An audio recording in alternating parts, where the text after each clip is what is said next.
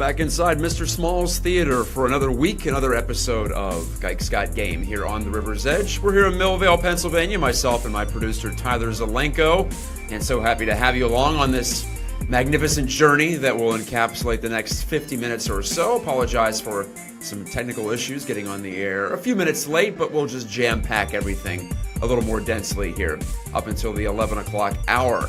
Excited about today's show. First of all, I have an actual in-person guest. No more of that phone crap for me.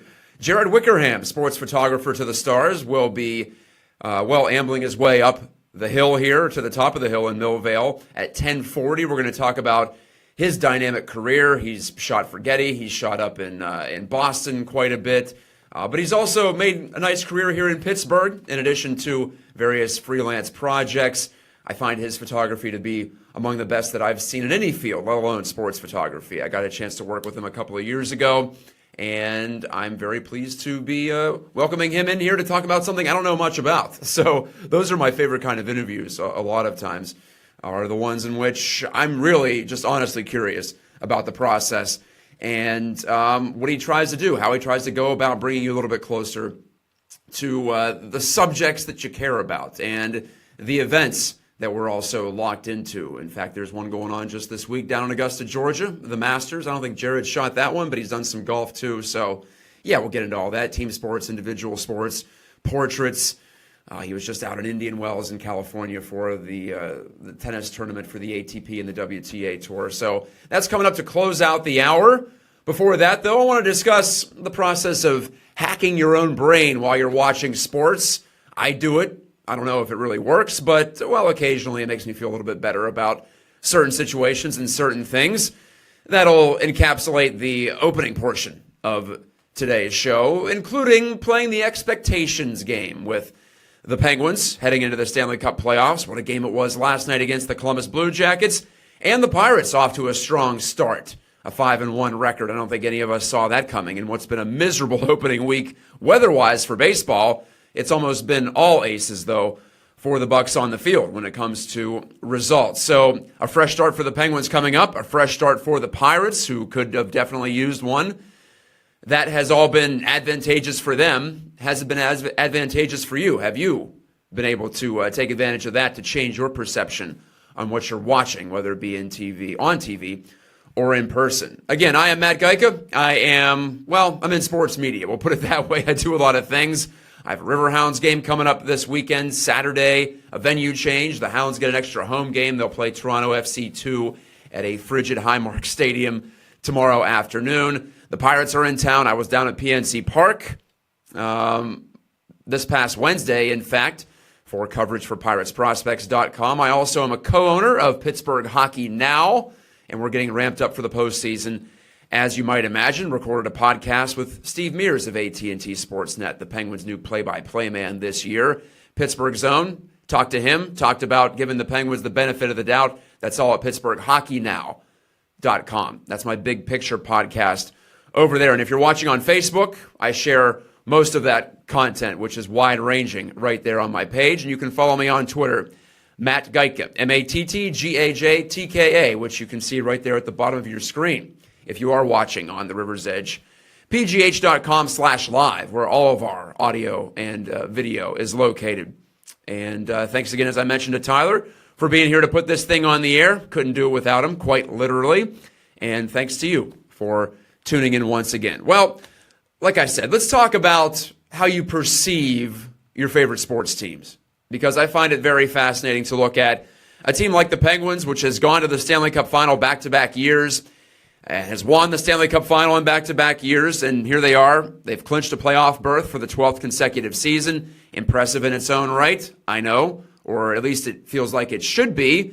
But expectations for this team are so high that for some, nothing less than a third consecutive title will be satisfying. And on the surface level, I understand that because we've seen them do it with the same core group over the past 2 years. And I know this year has been frustrating for both fans and members of the team, players, coaches, executives. They've all talked about it openly too. But overall, I wonder why we do this to ourselves. Is it just human psychology that we get adjusted to certain things? And 2 years ago, and I've talked about this with my partner at Pittsburgh Hockey now, Dan Kingerski, but 2 years ago, we were all saying, wow, just one more run to the Stanley Cup final, or at least getting deep into the playoffs would be nice to see from this group, which had such promise. Back-to-back trips to the final in 08 and 09, when Crosby and Malkin were in their early 20s. Marc-Andre Fleury was young too, and the whole group was relatively fresh. At that time, it felt like they were ahead of schedule. Then they became behind schedule. And, well, like I said, it's funny how our brains play with our expectations. We get adjusted to things very quickly, and I think we've all become adjusted to seeing the Penguins go deep into the springtime. And so we've all looked at this regular season and said, this doesn't look like a championship caliber team for much of the year. Now, they have played better recently, as I've talked about ad nauseum on this program and others. But if you look at the body of work, yeah, not terribly impressive. And even just in the last couple of weeks, they've been up and down.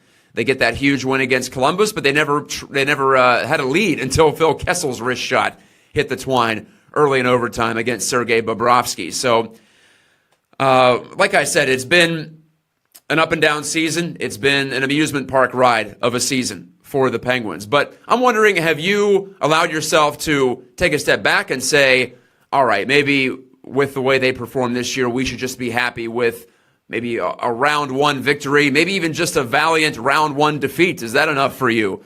Is just surviving the regular season and getting to the postseason, is that enough for you? I don't know, but the fresh start, I think, will help both the Penguins and the fan base in resetting things and realizing they're in an okay spot. And as I've said over the course of this week, I don't think there's anyone in the Metro Division that I would pick to absolutely handle the Penguins in a best-of-7 series. Now, could they lose? Sure. Could they have lost to the Capitals in the last two second-round series the previous 2 years? Yes, they could have.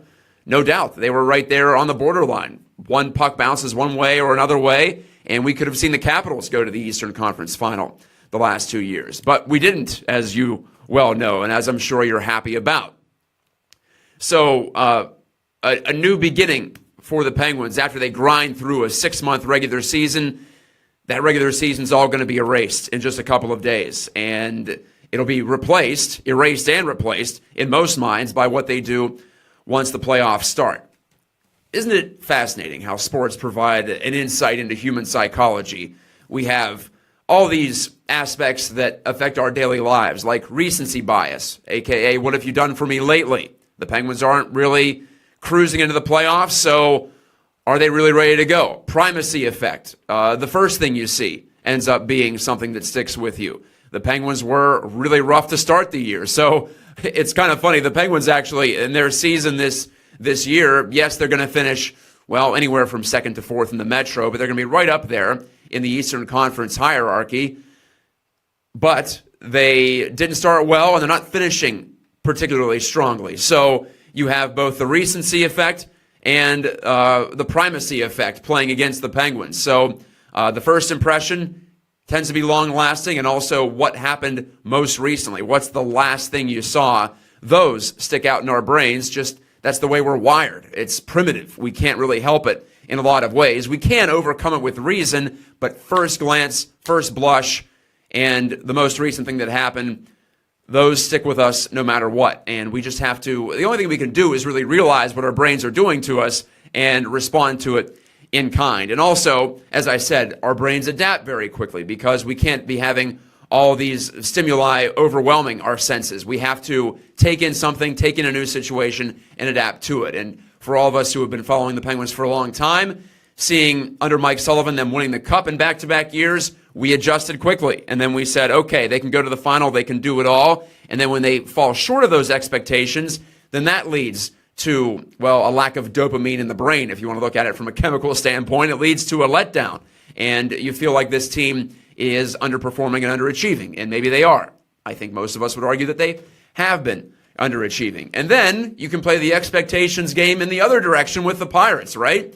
No one thought they were going to be, or at least very few of us thought they were going to compete for a wild card spot. I actually felt like I was one of the more optimistic people in saying that they could win 85 games and be right there for the National League's first or second wild card, or if the division's down, in the division race for a long stretch of the season. But most people with the trades of Andrew McCutchen and Garrett Cole this past offseason, with feeling like management gave up on this group. I, in fact, had some of those feelings too. I thought they could have rolled it over and given it one more shot with the core talent. They chose not to do that. And it's just 6 games as they go into, well, they might play tonight against the Reds at Cincinnati. It's looking like it's going to be another miserable, or I said the Reds in Cincinnati. The Reds at PNC Park, pardon me. It's looking like another miserable day, well, both in Pittsburgh or Cincinnati. It might not even matter where they were scheduled to play this game. But with that 5-1 record, with, in a lot of people's eyes, being able to at least start to prove themselves here in 2018 to show the doubters that they can at least hang in there. This has been encouraging for the true believers, the true Bucco believers. There are fewer of them these days, but that has been encouraging. It's been encouraging for them in that clubhouse too. And when you play the expectations game, anything that's not an outright disaster this year might end up looking like a positive for the Pirates, or anything that's not a losing season. Can you imagine if they hang in there and they have a winning record through the end of April, through the end of May? Then, wow, it's like, oh, here are the Buccos, shocking all of us. And it's really, really the opposite when you look at the Penguins. And it's so different right now. It's kind of jarring to think, oh, these two teams live in the same headspace for a lot of us. They're both part of the Pittsburgh sports tapestry here. And all of us think about them frequently. And this time of the year, maybe more hockey. Later in the summer, maybe more baseball if the Pirates are relevant. But we take such a different lens on both. And it's almost like you have two kids. You have one who's the overachiever and one who's the underachiever. And when they don't meet up to those expectations in either direction, then that really snaps us out of it and we start to pay attention more. Whereas if things go according to plan, then we say, well, yeah, that's what we expected. So you might say that it's fun to ride that wave of emotions and just let, as I was calling it, the primal part of our brains control things. But as I also said, we can use reason to realize that what's occurring can be taken just in a vacuum. Yes, the Pirates are 5-1, they're overperforming, but it's very early. Yes, the Penguins haven't played well in the last 2 or 3 weeks, or they haven't played consistently well, but the body of work and what we've seen over the past 2 years can tell us that they're a good bet to at least win a round or two and give us another thrilling spring of hockey here in Pittsburgh. So the first reaction, and then we can push back against that with the logic and the reason that we have at our disposal as human beings. And you might say that's less fun, like I was saying. But even though I won't necessarily disagree with you, I think my experience, it's more enjoyable to temper things and to not go up and down. And I remember when I was a young sports fan, I would take a Steelers loss so hard on a Sunday, I'd come into school on Monday and be despondent. I think we've all been there with certain situations, and playoff games, playoff situations, season-ending situations, those are a little bit different from the usual. But I would overreact to game 1 of the regular season, or with the Penguins, if I felt like they were gypped out of a call, if I felt like they got the wrong end of something from NHL officiating, I would be very bitter about that for a while. Or if I felt like that, say, Craig Patrick, the general manager of the team back when I was younger, when I felt like he was giving up on the team, trading Jaromir Jagr, who was my favorite as a kid, well, yeah, I'd fly off the handle in that direction, or I'd overreact to a late regular season win that might not have anything to do with how they were going to do in the playoffs. But that's the type of sports fan I was back then. I've changed since then, and I'm not saying you have to, but it's helped me to not surf on my own emotional fluctuations, the ups and downs. I haven't necessarily conquered them per se, whether it be as a sports follower or in real life, but I have done better in realizing when classic mental, psychological bias is in effect. So in a way, we can hack our own brains when we watch this stuff. We can create our own adventure, if you will, and enjoy or choose to disengage as much as we want. I know, like I said, the Pirates' 5-1 start doesn't mean much in the scheme of 162, but you can still enjoy the vicarious thrill of being on top of the division standings. And we can also say the Penguins' ultimate goal is winning a third Stanley Cup, but we can also tell ourselves that anything from here on out is bonus time. And they did well to simply survive the regular season and make it back to the playoffs, all things considered. Tricking yourself, hacking yourself. It's the bastion of the optimist, or the pessimist. You can look at it both ways. You can do it both ways. And it's been going on since the dawn of time. So give it a shot. If the stress is getting to you, you can always change your perspective, change your lens, as Clint Hurdle might say. I've heard that one a few times in that home clubhouse over there at PNC Park. And he's right. Your perspective can change your experience. And it really is quite magical and wonderful when you think about it, or it could be the other way. You could also doom yourself to a life of disappointment if your lens is oriented in a specific direction. This is Gike's Got Game. Of course, as always, going big picture here to open things up on the program. This is the River's Edge. You can find us at riversedgepgh.com. If you are listening right now, you have found us. If you're watching on Facebook, give us a shot. Local music, local talk, including my show, every Friday from 10 to 11. Coming up, a short break. We're going to talk a little bit more about those Penguins. We finally reached the end of the regular season, and we can dig into the playoff talk here. What a game last night. Are the Blue Jackets the Penguins' most vibrant rival right now? I think they are. I'll give a case for that when I return here on the River's Edge in just a bit.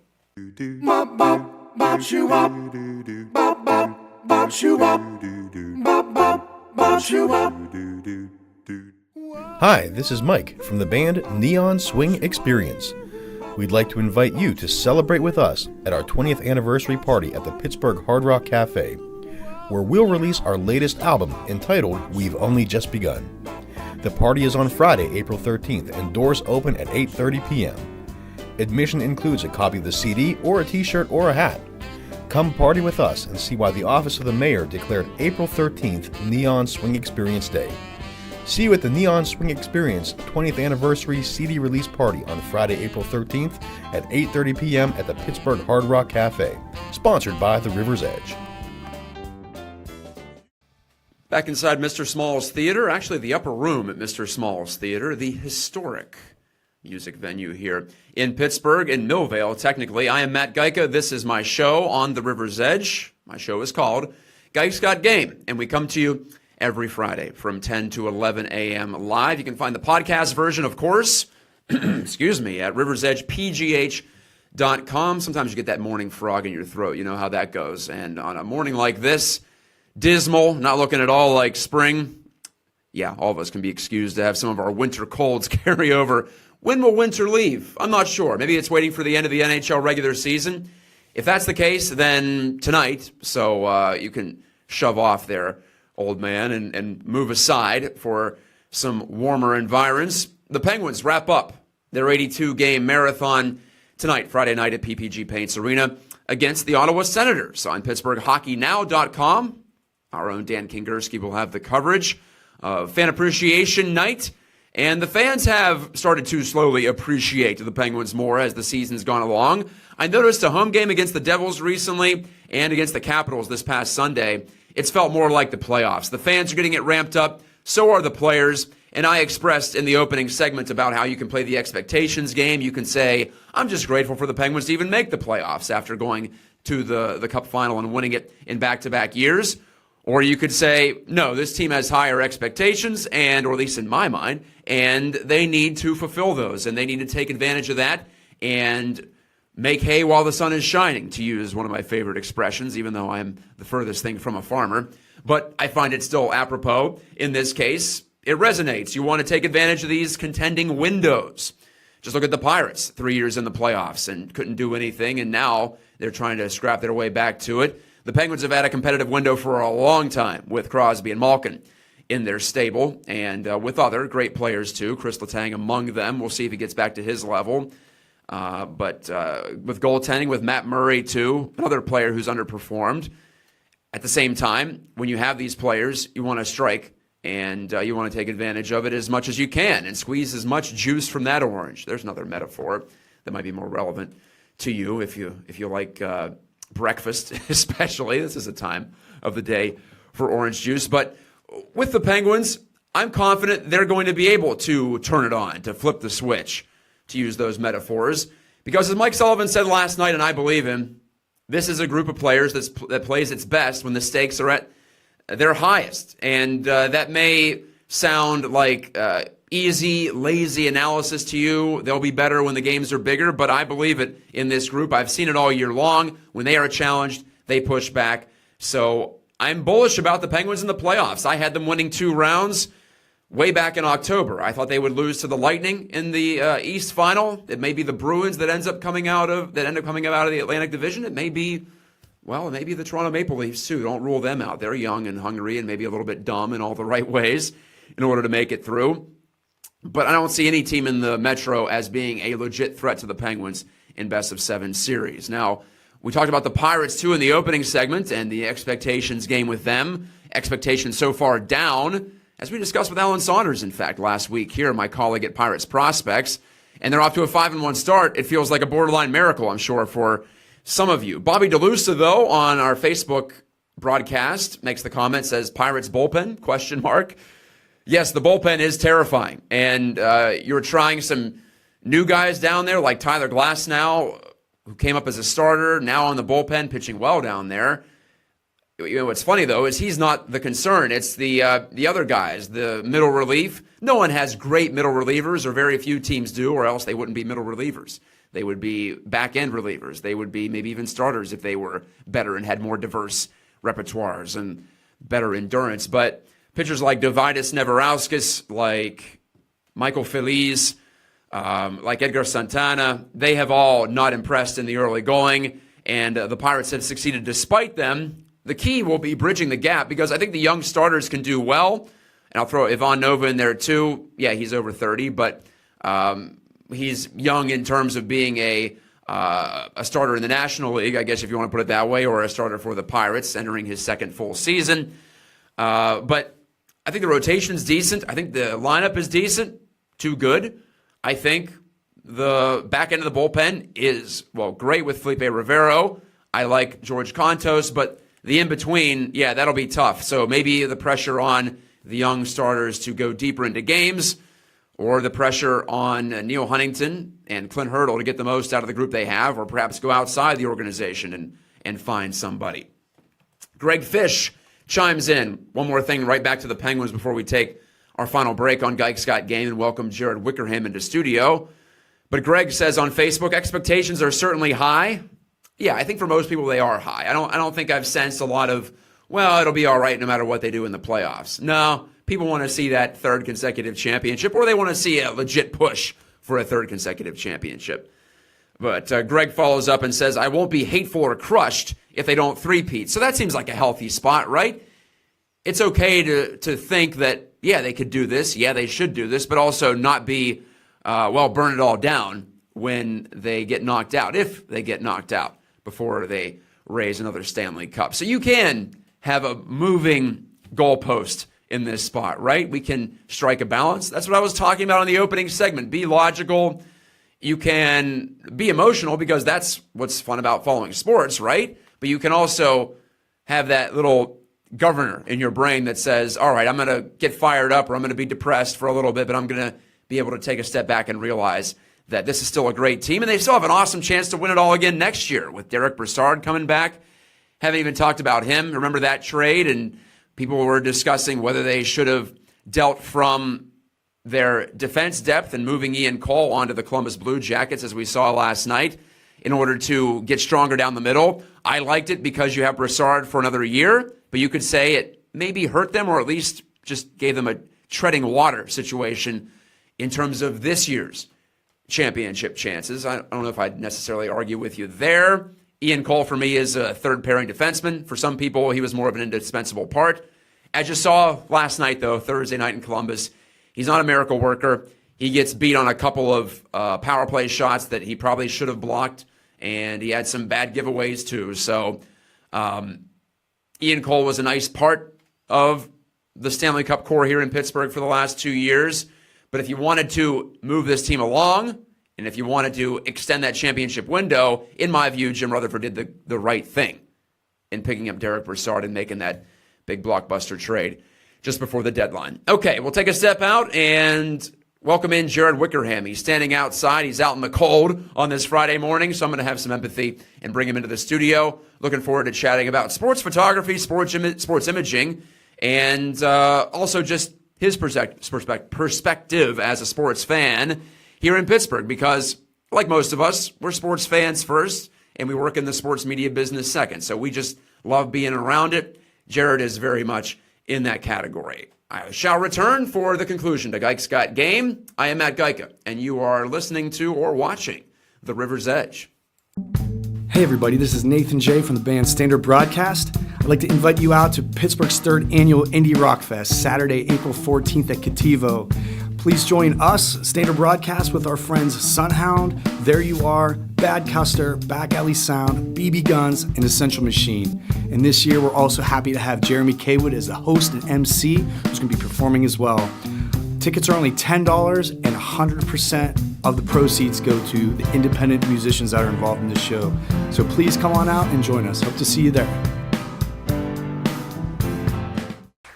How about this? An in-guest studio at Mr. Small's Theater. I think I've only had Alan Saunders in here, and he barely counts anymore because he's been such a frequent guest. He's part of the usual cast of characters. I'm Matt Geika. This is Jared Wickerham, a.k.a. Wick Photo, on Twitter and Instagram as well. Yep. That's where you can find his work. Jared's a sports photographer. I've worked with him. Hoping to work with him again on some various projects coming up. We'll see if we can make that happen. But Jared, you've been a loyal listener to the show, so I feel it's only right to welcome you in here. I'm super excited to be here, for sure. It's nice. It's nice when I'm in California to get my weekly update on Pittsburgh sports. Well, let's talk about, your trips around the continent, California. That was for the tennis tournament out in Indian Wells, which is in Southern California. So you have some freelance gigs that take you far afield. You also do a tennis tournament in the summer, right, up in Connecticut? Yeah. On top of that? Yep, do the Connecticut Open and the B&P Paribas Open. Yeah, okay. It's a nice, the B&P is a nice break from the weather. So. Yes, I would imagine so. The B&P is the one out in Indian Wells in, it's like early March to mid-March? Yeah. I end up being out there about 3 weeks. And it's out in the desert, so it's pretty good weather. Last year was brutal. This year we actually got rain for the first time. Wow, it rains out there. Yep, okay. We had delays one night, so we had to play the next day. So, yeah, it's rare, but it happens. So how did you get involved? We can take it all the way back to the beginning in sports photography. Were you just a sports fan growing up, and you said, I would love to shoot that, I'd love to convey that through images, or did you get into photography first, and then you thought sports would be a cool field? I got into skateboarding, really. That's right. Yeah, that was kind of my first love. And well, that's a sport. So you got into sports first. Yeah. I mean, I was a Pittsburgh sports fan, but I ended up on crutches for 6 weeks and picked up a camera. I had taken a class the summer before, so I said, you know what, next best thing to skating. If I can't skate with my friends, at least I can take pictures and hang out. So. It all started from a session. We had a kid, still friends with to this day, was so good. He was 12 years old, and he was incredible. And I took a couple photos of him, and he posted it to their skateboard website of the company that sponsored him out in Ohio. And I thought that was the coolest thing in the world. And I thought, at the time I didn't care that I didn't get paid, but I thought, maybe I could get paid in the future for this. So, right. Okay. Yeah. So what was your first moment where you thought, this is a career now? Was there a breakthrough moment that you can identify? Yeah, I mean, I guess, I feel like I still doubt myself to this day whether or not... You do have a career, don't worry about it. Yeah. I feel the same way, actually. Yeah. It's like, am I fooling them still? Is this still working? Yeah, right. I'm just always faking it. Yeah. No, I mean, I think in high school... they allowed us to shadow some, whatever you wanted to do as your career. You could take like 3 days to shadow somebody. So I took those 3 days and shadowed the newspaper photographers, and always thought I'd be a newspaper photographer. I thought that was really the only option. And I guess, now we're talking 11, 12 years ago. So well, it was for a while. Newspapers, magazines. That was basically it, right? Right. So, but yeah. So. And then I just went to college here and started freelancing, and I was at Getty out in Boston for a few years as a staff photographer out there, and came back here. I've been back in Pittsburgh for 3 years. So, and it's just every year is so different from the last. I'll do doing a personal project on some boxers, and then I'll go do tennis, and then I'll come back here and do hockey and baseball, and so it's all so different. Each sport is its own beast, and I'm learning to love tennis more and more. Those people within tennis are really interesting. It's a cool kind of niche to be in. Well, I loved some of the portraits that you got. Well, not just at this tournament at Indian Wells this year, but in the past too. I'm so envious of you being able to line up Roger Federer or, just name your star. It feels like Serena Williams. You've gotten a chance to get shots at all these greats of the game. So is that a pinch yourself type moment when you're taking those photos? With tennis, I wasn't really a fan until I interned in New York City and I got to do the U.S. Open in 2009. That was the year that Kim Clijsters won and Del Potro won. Kim Clijsters won in the semifinals match. She played Serena. That was the whole foot fault. Yes, it was a big to do. She went off on the line judge and said some things that I could hear from the upper deck. So. Something about stuffing this ball down your throat, I believe, was a few expletives in there somewhere mixed in as well. Yeah. Yep. And not her finest moment, to be clear. No, but this Indian Wells was her first tournament back since her pregnancy, so that was interesting. But I wasn't the biggest tennis fan, so I think that kind of helped, at least in the portrait category. Working and doing those, for 3 days. Yeah. I wasn't, so you're not starstruck. Super nervous. Yeah. It was kind of just, I knew the few top names the first couple years I did it, and then now that I've done it more and more, I've really gotten to know people's personalities, and so I don't think at any point I was really ever overwhelmed or anything. I mean, I didn't want to screw up. Yeah, well, regardless. I think that's regardless of who was motivation in front anywhere. of, yeah, regardless of who was in front of the camera, but yeah, it's there are really a lot of great people. Tennis athletes, people within tennis are pretty down to earth. Federer is probably one of the nicest guys on planet Earth. It's good to know because that's how he comes across anyway. Yeah. On television. He's very cool and super open to ideas. He's just a total pro with everything. You just tell him to get in front of the camera and he'll do the rest for you. So, do you like shooting those types of scenes, or do you like the action better? Is that more of a challenge maybe to find the right lighting and the right framing and all of it? I think it's good. I think it's good to have both. I enjoy shooting the action of players who I've worked with doing portraits. If I've kind of had a conversation with them, gotten to know them a little bit, I think that makes shooting their matches mean a little bit more, if that makes any sense. Yeah, it does. You have a little more investment, right? Yeah, for sure. So I think that certainly helps. Yeah, there are certain players over the years who you just kind of build a rapport with, and I think it's just a little more fun to shoot those matches when you know that they appreciate what you do. Petra Kvitova is one of my favorites. Her manager is a woman I work for in Connecticut, and saw her out in Indian Wells, and she's just during practice she's like, oh, just come on court, just come shoot on court. Okay. I'm like, are you sure? Yeah. So she's great, and that's always one I look forward to. Petra, the lefty Wimbledon champion. Yeah, that's a good friend to have, I think, in the business. Another incredibly sweet human being. Yeah. It's good to know that. It's good to hear that. I'm a huge tennis fan. I like individual sports as much as I like team sports, but when it comes to team sports, what's the best one to get a variety of shots? What do you like the best? I would say football is probably the most dynamic. Yeah, okay. College football more so sometimes. I feel like the NFL is those guys are such professionals that the mistakes don't happen as often, and sometimes the mistakes in college football can result in more interesting photos. Oh, I see. Yeah. So I would say football for sure, because it can happen anywhere on the field. Baseball's a little more you can kind of read that a bit more, determine what's going to happen where and when, and yeah, football by far, I think. As a photo consumer, what I like about baseball is you can get shots inside the dugout. It's a little more candid, right? You can see their faces. There's no face mask, or in the realm of hockey, there's no shield in front. So that's what I love about baseball. I don't know if you feel the same way about that. And you're right next to the dugout, too, when you're in the camera well. So pretty close up. Yeah.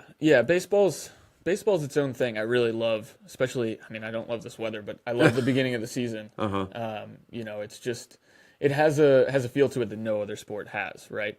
And yeah, I mean, that those 5 minutes before the game starts, when everyone's kind of mulling around the dugout and hanging out, those are some of my favorite moments. Guys coming into the tunnel and walking through with, 6 bats in their hands, and those are always kind of my favorite moments, before and after the game, I'd say. What'd you think about your spring training experience? You went down with me in 2016 to cover the Pirates. You were there for, over a week, I want to say, or close to it, all told? Yeah, because then I had to go, then I had to do the BNP.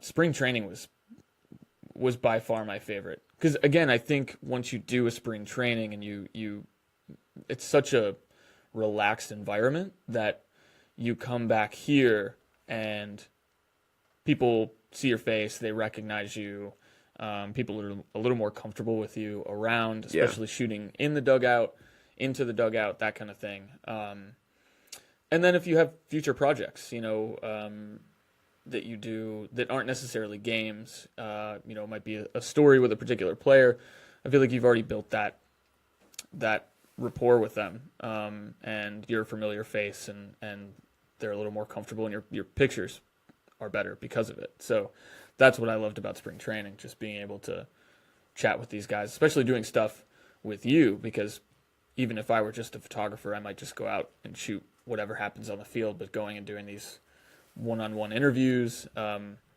you get to actually meet them, and they know who you are and who you work for. It helps, right? That's the same benefit that you get as a reporter, from my perspective, too, is they get to know you, and you get better information. You get more candidness from your subjects, if you want to put it that way, from the people you talk to and the people you cover, when there's more of a relationship there. So it's funny to see how that also translates over to digital imaging. Now, have you done much video in your life, or are you interested in video? Yeah, I actually started in video. In high school, we had a broadcasting class. So that was the closest thing to photography I could do. So I just did it. I've done a little bit here and there. I've done some video for Players Tribune. They do a lot of video that goes with the stills that I do. Stills. See, that's the technical term. Yeah. I say photos. He says stills. Yeah.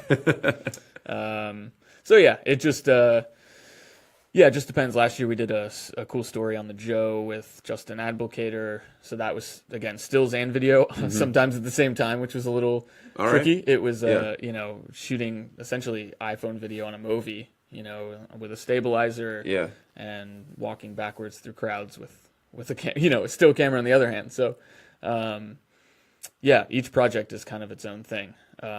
Some of them can be multiple days. Some of them are just quick little portrait sessions.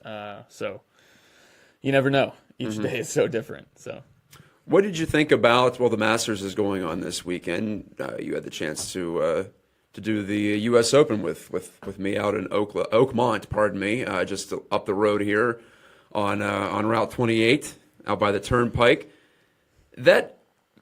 Golf is different from other sports too, because you're out in nature. There's a playing field, I suppose, technically, but I'm sure that has a different character than anything you do as well. Yeah, I did a lot more golf when I was living in Boston, because we had the tournament in Cromwell, Connecticut, the Travelers, and then we had the one out near Gillette. That's the one around Labor Day, right? Yeah. Yep. The Deutsche Bank. Yep. Yeah. Deutsche Bank. And yeah, that was my second Open, and golf is weird. It's as much a game of, the first couple days you're just trying to get everybody, kind of, depending on who you're working for. For someone like a wire agency like a Getty or an AP, you're just trying to get international guys, anyone who has the potential to win, but you never know. And then the last couple of days, that's when you're really just following the leaderboard on your phone and trying to follow whoever you can.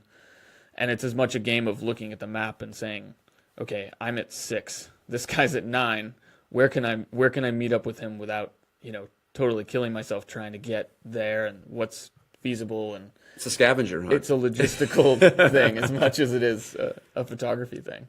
And if you remember, if you're a golf fan at all, or just a sports fan generally, you might remember that Dustin Johnson won the Open. He comes into the 18th hole, the sun's setting. So did that present any lighting challenges for you at that moment? Because you wanted to get the triumphant fist pump after he makes the birdie, and then he holds the trophy, and by that time it's basically dusk, right? Yeah. I mean, the cameras can handle everything, but we were definitely hoping for some nicer light than what happened. But I remember I made a nice trophy frame because there was a pretty nice sunset that occurred during the whole trophy ceremony. So that worked out. You make the best of it either way, but that worked out that I made a nice kind of silhouetted sunset trophy shot of him. So I think I remember that. Yeah. Yep. Well, before we go, you play sports yourself, right? You are an avid soccer player. I know that much. Yeah. How's that going? Feeling like you're still playing well? Yeah, we just started our new PSL season this Monday and Wednesday. So I play in 4 leagues. I get made fun of occasionally. 4 leagues. Oh my gosh. Because half the time you don't know if you're gonna, as a freelancer, you don't know which ones you're gonna make and which ones you're gonna miss. I understand that. If I have I'm in weird 4, hours too. Yeah. I play in 4. I might make 2. Okay. So. We took a loss on Monday and won on Wednesday. So we'll see. Where do you play? We play up at a neighborhood academy. It's kind of East Liberty area. Mm-hmm. So it's a small-sided indoor field, but it's a good crew of people. So Yeah, I was going to ask. It's indoor, correct? Yeah. Yeah. But we just joined an outdoor league. My first outdoor league here. So that's just north of the city. But the others are all indoor. So, as long as I stay healthy, that's the only. Have you thing had that any matters. concerns in that regard? You get a little banged up? 2 years ago, I think it was. Some kid threw me into a metal door. Why did he do such a thing? I don't know. He got kicked out of the league. So Wow. yeah. Were you agitating? I beat him to the ball down the corner and played it across. And wow, well, how dare you? Yeah, right. Yeah, speed's the only skill I've ever had. So Speed works. Speed plays if you can keep it up. yeah. No doubt. I love this. If you can bring this into frame, your coffee mug, your thermos. Sure. Yeah. Looks just like my lens. The lens. Yes, exactly. You were talking before we went on the air. Just don't make the mistake of pouring coffee into your actual lens. That would be No, I keep them horrific. off. Yeah, I keep them in separate countertops. Okay. So I don't make that mistake. That would be expensive. That would be a tough one to explain to Canon when I send it in. I think so. So what's your next project? What's coming up next? You talked about the boxers that you're shooting. Mm-hmm. Yeah. In town. And I'm trying to get you into that. I think they have a couple matches, a couple fights in April. Really interesting guys. They are from Ukraine, live here in Pittsburgh, and started their professional careers here. Essentially, the one guy, Lubomir, had sent him his YouTube videos and sent him emails and was like, "Hey, here's me. This is what I do." And so he and his buddy both came over from Ukraine, and they've been training out in Oakland, and just a couple of really interesting guys to get to know, and especially in this political climate, I think the story is so interesting on so many levels, sports and otherwise. So, and they've fought quite well. Lubomir's kind of a bigger guy, pretty hard hitting, and Oleg is this little scrappy guy, who neither of which you would want to meet on the street or in a back alley anywhere. Nicest guys, but wow. I keep saying that I want to get in the ring and put on one of those pads and just take a couple punches and see what that feels like. Well, good luck with that. Yeah, we talk about avoiding injury. I'm not sure that's the way to go about it. But so you have that, and we'll be seeing you around PNC Park or PPG Paints. Yeah, presumably. hopefully with the playoffs, the phone will be ringing or the emails will be coming in. And I just had a nice long phone call before I came in here about doing some more tennis. So hopefully adding to that. And, Oh, wow. Okay. You're becoming just a tennis photographer now these days.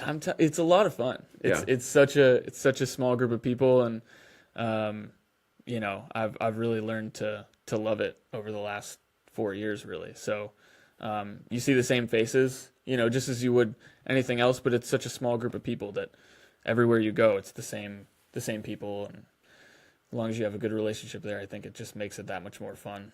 Well, that's what's appealing as a tennis fan. You get the same cast of characters or a similar cast of characters. There's always going to be surprises, both upward and downward. But overall, you can expect the better players to be there in the end. And, that dependability, I think actually it's better in tennis than it is in golf, where there's more of a chance of someone just having a hot week. But tennis, when you go head-to-head, there's no hiding out there. Whenever you're having to play the best in the world, and literally beating the person across the net from you instead of just playing the course like it is in golf. So I understand what you're talking about from your, just the relationship perspective, but from a fan perspective, that's why I've always loved the game. Do you play now? I don't. Okay. I think I'd be okay. I mean, I can get the ball back over the net. Again, if you have speed, you can do a lot. Yeah, it makes up for a lot of mistakes. Yes. Okay, well, thanks for coming in.